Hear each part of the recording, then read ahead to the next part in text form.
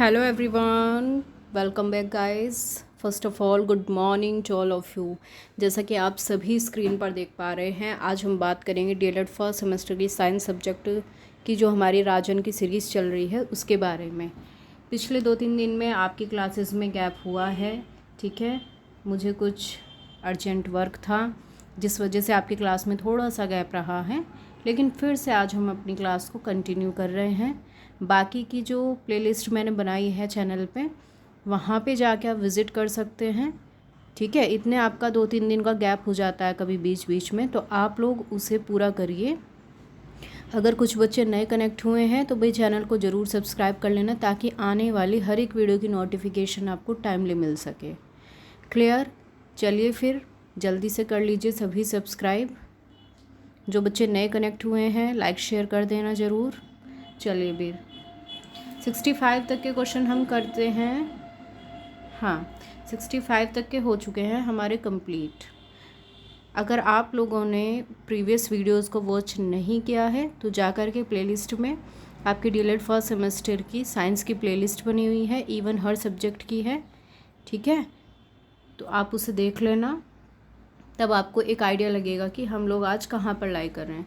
66 से हम क्वेश्चन को स्टार्ट करेंगे।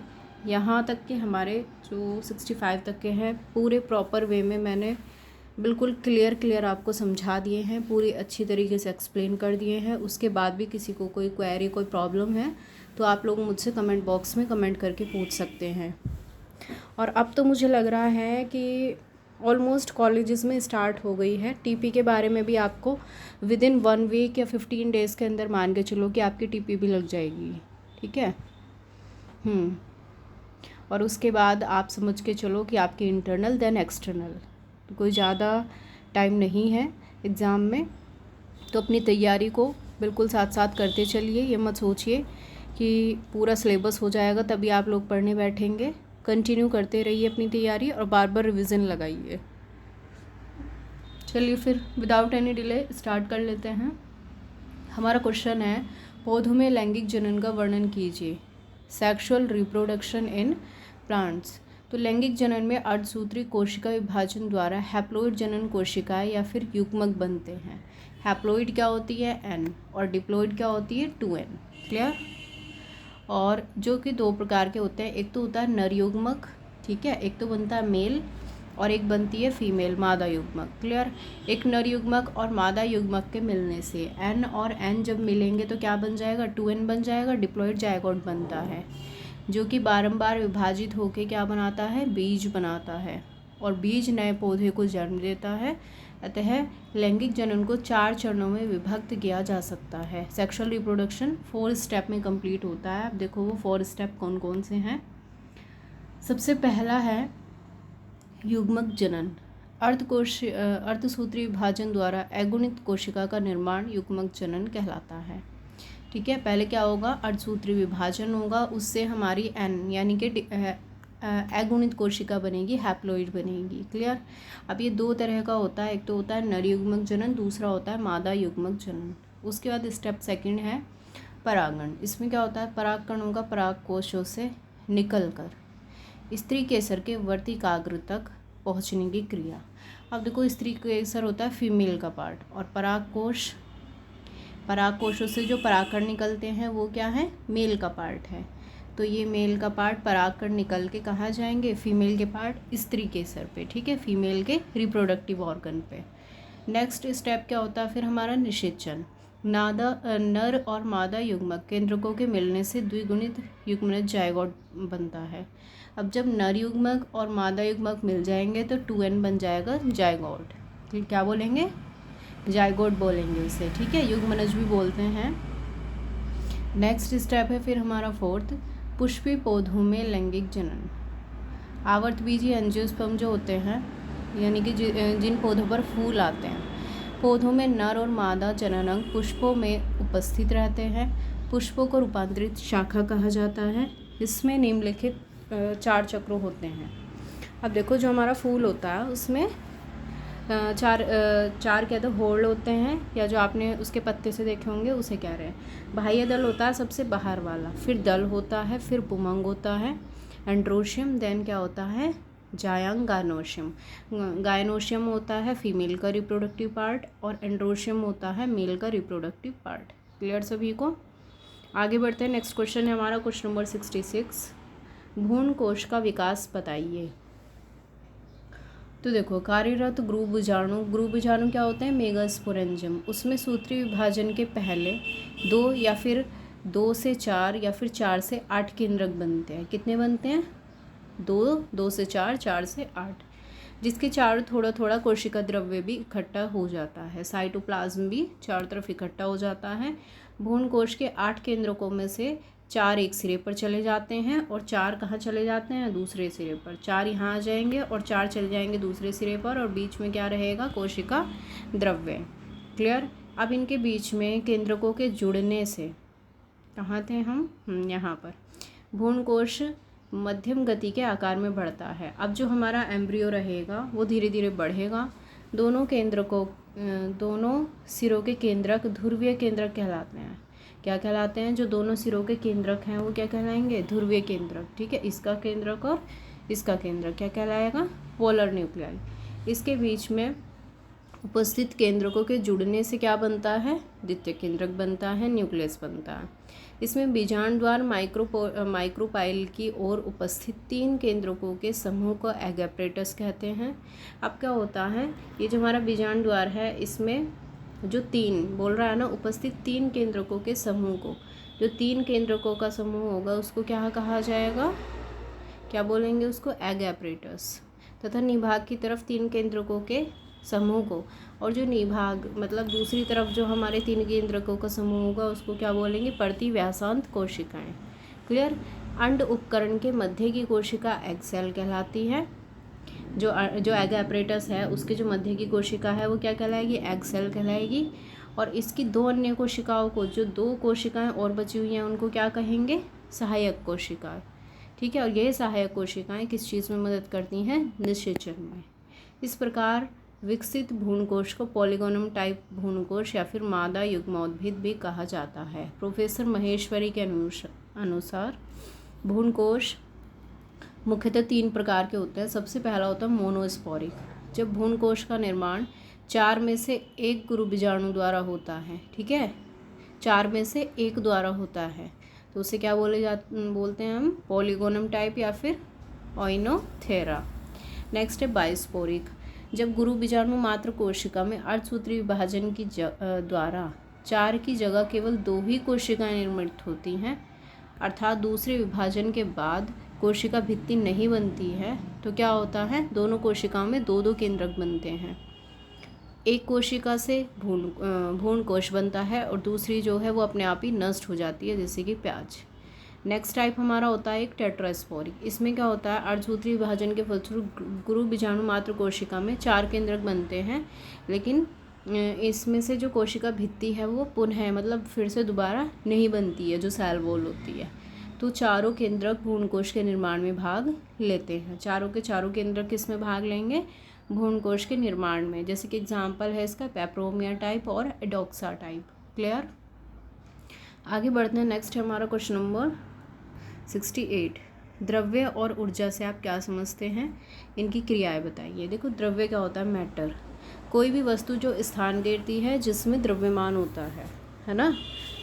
ठीक है, जो स्थान घेर रही है और जिसमें कुछ ना कुछ द्रव्यमान भी है, मास भी है उसका। क्लियर? जैसे कि मेज, कुर्सी, दरवाज़ा, तीनों वस्तुएं ही द्रव्य यानी कि लकड़ी से निर्मित है। इसमें मेज, कुर्सी तथा दरवाजे द्रव्य नहीं है, वे केवल वस्तुएं हैं, परंतु उनका निर्माण करने वाली जो लकड़ी है वो क्या है? द्रव्य। अब द्रव्य यानी कि मैटर के और भी एग्जाम्पल है, जैसे कि लोहा है, तांबा है, वायु, जल।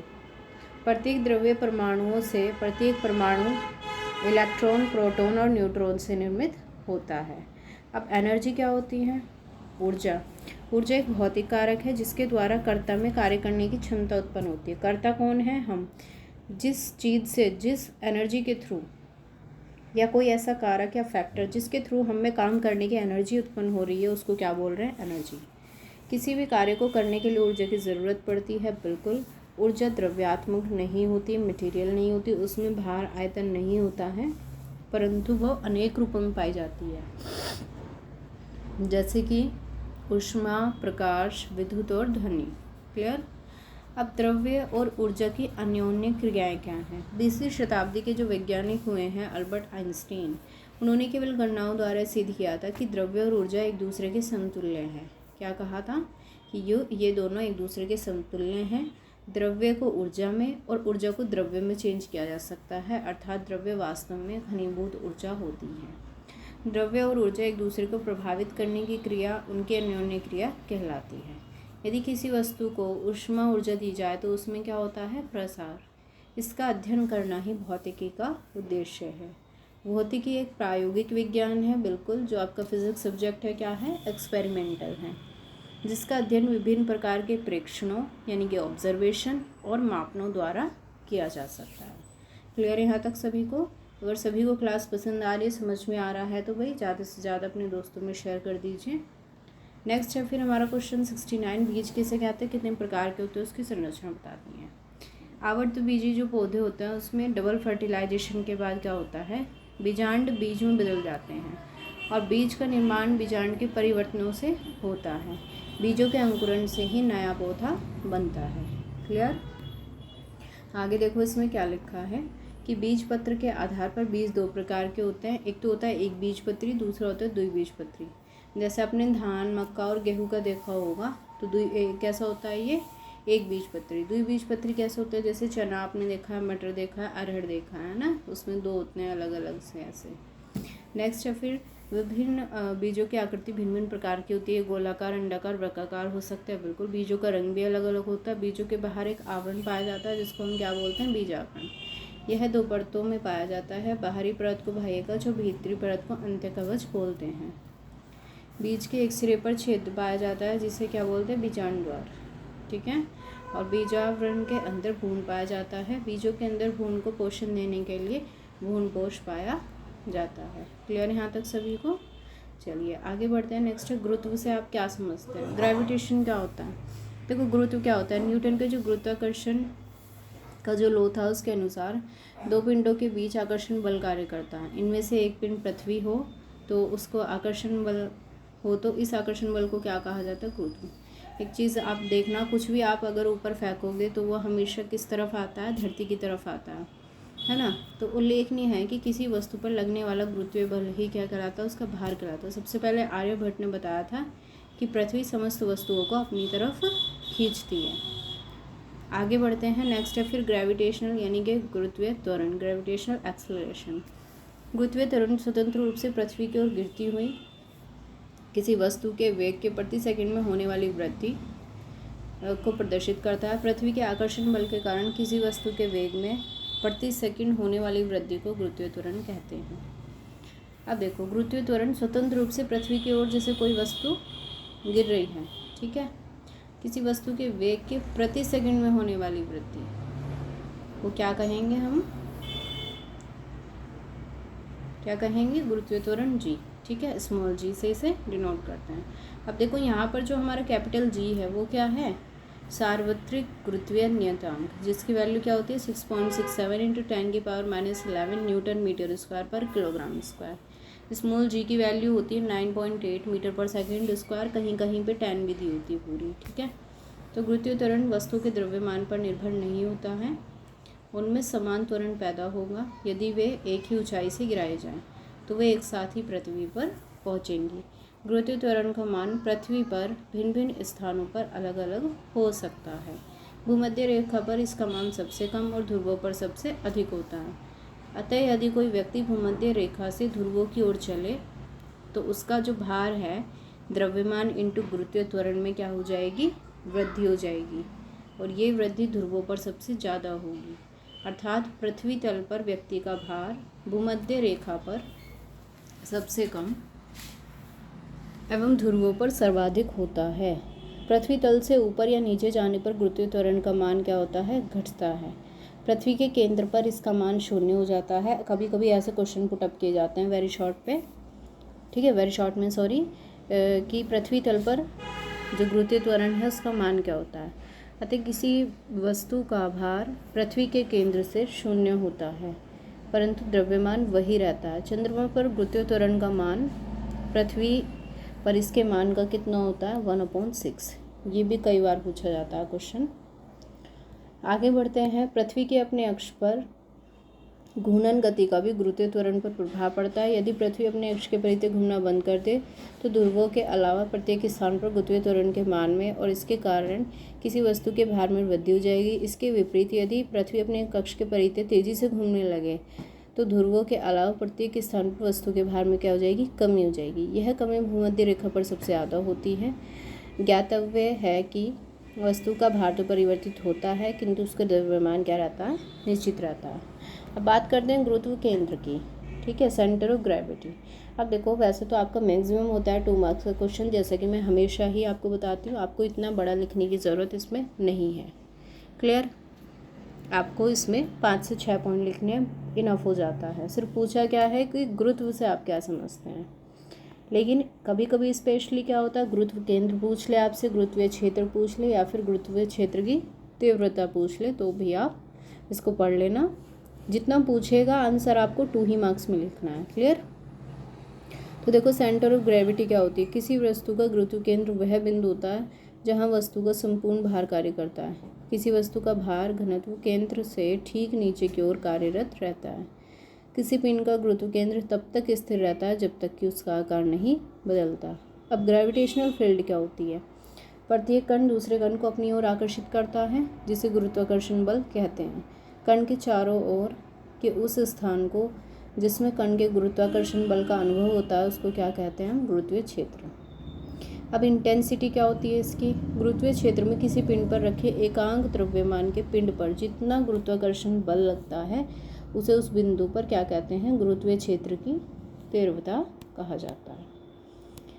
आगे बढ़ते हैं। नेक्स्ट हमारा क्वेश्चन नंबर 71। कायिक प्रवर्धन से आप क्या समझते हैं, वेजिटेटिव रिप्रोडक्शन से।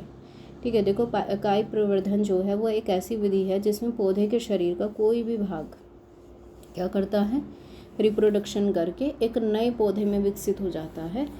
और मात्र पौधे के कायिक अंग कौन कौन से होते हैं, जैसे जड़ से भी नया पौधा बन सकता है, तने से भी, पत्ती से भी और कलिका से भी। ठीक है, इससे नए पौधे का पुनर्जनन कायिक प्रवर्धन कहलाता है। क्या कहलाता है ये, वेजिटेटिव रिप्रोडक्शन। क्लियर?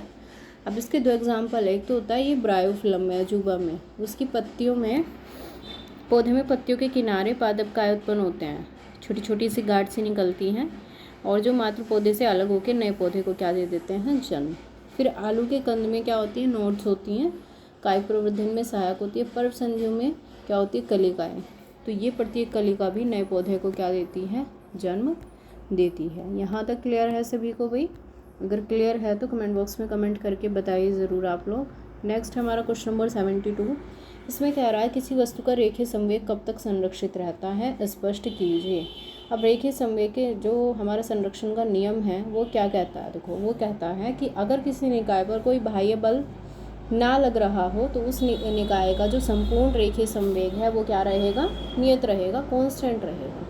मान लो किसी निकाय पर जो हमारा बल है वो F लगाया जाता है, जिसे समयांतराल डेल्टा टी में उसके संवेग में परिवर्तन हमने क्या मान लिया है, डेल्टा पी। तो न्यूटन के गति विषयक नियम से फॉर्मूला हमारा बन जाएगा F = delta P upon delta T. अब अगर बाह्य बल हम कर दें 0 तो क्या होगा, इस बार टी की इंटू इधर हो जाएगी, तो ये भी क्या हो जाएगा, डेल्टा पी = क्या हो जाएगा हमारा 0। और p क्या है, यहाँ पर एक नियतांक है, एक कांस्टेंट है।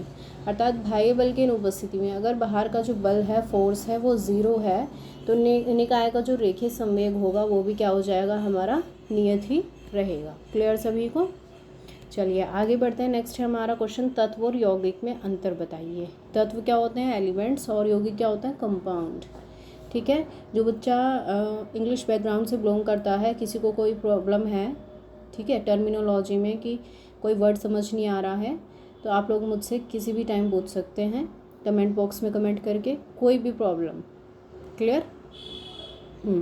लेकिन एक चीज़ का स्पेशली आप लोग ध्यान रखेंगे, बिल्कुल याद से आपको डीएलएड में जो अपनी कॉपी लिखनी है उसमें आपको हिंदी ही इस्तेमाल करनी है, इंग्लिश का इस्तेमाल बिल्कुल भी नहीं करना है। क्लियर? कभी आप लोग सोचें कि मैं यहाँ पे बायलिंगुअल लिख लूँ, तो नहीं, आपके नंबर कट जाएंगे उस पर। तो देखो तत्व क्या होते हैं, एक ही प्रकार के परमाणुओं से जो मिलकर बने होते हैं उसको क्या बोलते हैं, तत्व। देखो एलिमेंट क्या होते हैं, जैसे कि हमारा H2 हो गया, ठीक है, और O2 हो गया, Zn हो गया, Cu हो गया, ये सब क्या है, एलिमेंट्स कहलाते हैं। लेकिन जब इनको दो तत्वों को मिला के, देखो इसमें लिखा भी है कि दो या दो से अधिक तत्वों के परमाणुओं से मिलकर क्या बनता है, यौगिक। अब जब हमारा H2 + O2 मिलता है तो क्या बनता है, H2O। तो ये क्या कहलाता है, यौगिक कहलाता है। अब तक लगभग कितने तत्व ज्ञात हो चुके हैं, 119, और यौगिकों की संख्या तो बहुत ज़्यादा है। तत्वों के गुणधर्म उनके परमाणु के कारण होते हैं। इनके गुणधर्म तत्वों से अलग होते हैं जिनसे यौगिक बना होता है। जैसे कि हाइड्रोजन की प्रॉपर्टी अलग है, ऑक्सीजन की अलग है, और तब मिलके दोनों से वाटर बना तो उसकी प्रॉपर्टी क्या हो जाएगी, अलग। इनको किसी भी विधि द्वारा अलग नहीं किया जा सकता है और इनको रासायनिक संगठनों द्वारा विघटित किया जा सकता है। क्लियर सभी को भाई। आगे बढ़ते हैं। नेक्स्ट है हमारा दोलन और कंपनी गति में उदाहरण सहित स्पष्ट कीजिए। देखो दोलन गति क्या होती है, आपने घड़ी का पेंडुलम देखा होगा, वो इस तरीके से मूव करता है, एक बार इधर एक बार इधर, तो ये तो क्या हो जाती है, दोलनी गति हो जाती है, ठीक है, क्लियर। और कंपनी गति क्या होती है, वाइब्रेशन मोशन होती है। अब देखो इसमें कह रहा है, इसके एग्जाम्पल भी हैं। एक वस्तु अपने स्थान पर स्थिर होते हुए भी सामान्य अवस्था के दाएं बाएं ऊपर नीचे गति करती है, इसको हम क्या बोलते हैं, कंपनी गति। क्या कहा है इन्होंने, कंपनी। एक बार देखो फिर से पढ़ते हैं। इसमें बोला क्या है, क्लियर कि दोलन तथा कंपनी गति में उदाहरण सहित अंतर बताना आपको। यदि कोई पिंड आवर्त गति करते हुए निर्धारित रास्ते पर एक निश्चित बिंदु के सापेक्ष आसपास गति करता है तो उसको क्या बोलते हैं, कंपनी गति, या फिर दोलन गति, ऑक्सीलेशन मोशन। दूसरे शब्दों में कोई पिंड अपने साम्य के पास गति करता है तो उसे दोलनी गति कहते हैं। दोलनी गति की दिशा हमेशा साम्य की ओर होती है। दोलनी गति इस तरह की आवर्त गति होती है, परंतु सभी आवर्त गति दोलनी गति नहीं होती है। अब देखो कैसे, इसका एग्जाम्पल है इसमें, इस प्रकार की गति, ये तो मैंने आपको बता ही दिया था कंपनी गति क्या होती है, ऐसे दाएं बाएं जाना। अब इसका एग्जाम्पल दिया है कि जैसे सितार बजाते समय सितार के तार की गति, ठीक है, घंटी बजाते समय घंटी के किनारे की गति, धागे को दोनों हाथों में पकड़कर घुमाने से जो धागे की गति होती है, ठीक है, ये हैं इसके एग्जाम्पल। आगे बढ़ते हैं। बीजांड की आंतरिक संरचना का निम्नांकित चित्र स्पष्ट कीजिए। देखो जो दोलनी में और कंपनी गति में अभी भी अगर किसी को कोई कन्फ्यूज़न है तो मुझे बता देना, एक बार मैं फिर से एक्सप्लेन कर दूँगी। क्लियर। अब इसमें बोल रहा है कि बीजांड की आंतरिक संरचना, तो बीजांड की आंतरिक संरचना में सिर्फ और सिर्फ आपको क्या बताना है, डायग्राम। स्पेशली कहा है कि नामांकित चित्र बनाइए, एक्सप्लेनेशन के लिए नहीं बोला है। तो आपको इस तरीके से इसका क्या बनाना है, चित्र बनाना है। ये निभाग है, बीजांड ग्रंथ है, ये अध्यावरण है, बीजांड काय है, भ्रूणकोश होता है सबसे अंदर की तरफ, और ये है बीजांड द्वार। क्लियर। आई होप कि आप सभी को समझ में आया होगा, क्लास अच्छी लगी होगी। ज़्यादा से ज़्यादा दोस्तों में शेयर करना भाई, सभी की हेल्प होनी चाहिए, ठीक है। कुछ बच्चे तो बिना कहे ही शेयर कर देते हैं, ठीक है भाई। आज आपका ये हो गया है सिलेबस कंप्लीट साइंस का मेरी तरफ से, राजन सीरीज़ जो आपकी चल रही है। देखो मैं आपको फिर से एक बार याद करा देती हूँ। हमने कर लिया है बाल विकास का सिलेबस कंप्लीट हो चुका है हमारा, दूसरा हमारा एसएसटी कंप्लीट हो चुकी है, तीसरा हमारा कंप्यूटर कंप्लीट हो चुका है, और चौथा हमारा आज साइंस कंप्लीट हो चुकी है। 4 सब्जेक्ट आपके पूरी तरीके से यहाँ क्लियर हैं, ठीक है। तो आप लोग जाना प्लेलिस्ट में, उसको वॉच करना, अच्छे से अपनी तैयारी करना। जो बच्चे नए कनेक्ट हुए हैं स्टार्टिंग से प्लेलिस्ट देखिए, मल्टीपल रिवीजन लगाइए, बार बार रिवीजन लगाइए ताकि आपके माइंड में चीज़ें स्टेबल हों। बाकी जो सब्जेक्ट्स की जो क्लासेस हैं, आपकी जो क्लास है अधिगम की भी कंटिन्यू होंगी अभी। बाकी संस्कृत, मैथ्स और एक सब्जेक्ट और बचता है आपका, एक सब्जेक्ट और है, मैं देख के बता दूँगी, ठीक है। तो आपके 8 के 8 सब्जेक्ट की जो प्लेलिस्ट है यहाँ पर मैंने बनाई है, 4 कंप्लीट हो चुके हैं, उनको वॉच करिए। जो नए बच्चे हैं वो जाके ज़रूर देखिए स्टार्टिंग से प्लेलिस्ट को। जो बच्चे पहले से कनेक्ट हुए हैं उन्होंने अगर देख लिया है तो अच्छी बात है, वो लोग अपना रिवीजन लगाइए, सैटरडे संडे हर बार रिवीजन लगाइए। और बाकी की जो क्लासेस हैं वो आपकी कंटिन्यू होंगी। हो सकता है बीच में कभी 1-2 दिन का गैप हो जाता है, डजेंट मैटर। ज़्यादा बात डिपेंड करती है आपके पढ़ने पे कि आप लोग पढ़ रहे हैं कि नहीं पढ़ रहे हैं। अगर मैं नहीं भी आती हूँ, किसी दिन स्किप भी हो जाती है क्लास, तो आप लोग पढ़िए ज़रूर। क्लियर भाई? हाँ, चैनल को सब्सक्राइब करना बिल्कुल मत भूलना। जिन जिन सब्जेक्ट का हमारा सिलेबस कंप्लीट हो चुका है उनके प्रीवियस ईयर पेपर भी मैं आपको एक बार अपलोड कर दूँगी, उनको भी आप लगा लेना। क्लियर सभी को? चलिए फिर मिलते हैं नेक्स्ट क्लास में। तब तक के लिए सभी को have a good day. Bye bye. Thank you so much.